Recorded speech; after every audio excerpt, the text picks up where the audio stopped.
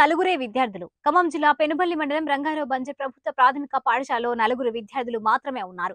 నలుగురు విద్యార్థులకు ఒకే ఒక్క ఉపాధ్యాయురాలు పాఠాలు బోధిస్తున్నారు. 1వ తరగతిలో 2 విద్యార్థులు, 2వ తరగతిలో 1 విద్యార్థి, 5వ తరగతిలో 1 విద్యార్థిని మాత్రమే ఉన్నారు.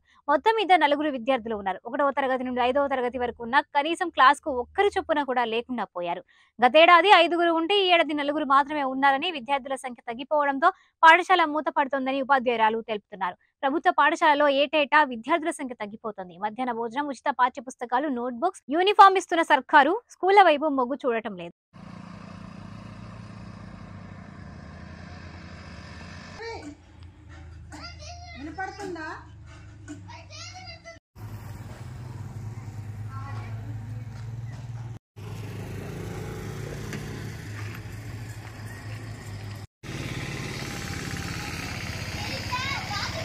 Hey!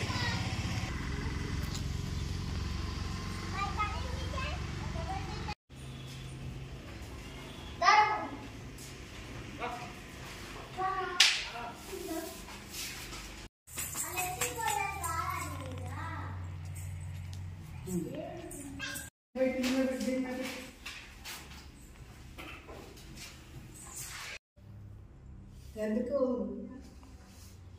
స్కూల్లో పరిస్థితి రావాలి.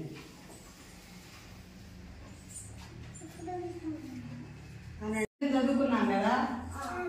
క్రోధం అంటే కోపం, లోపం అంటే అత్యాశ, పిసినారితనం.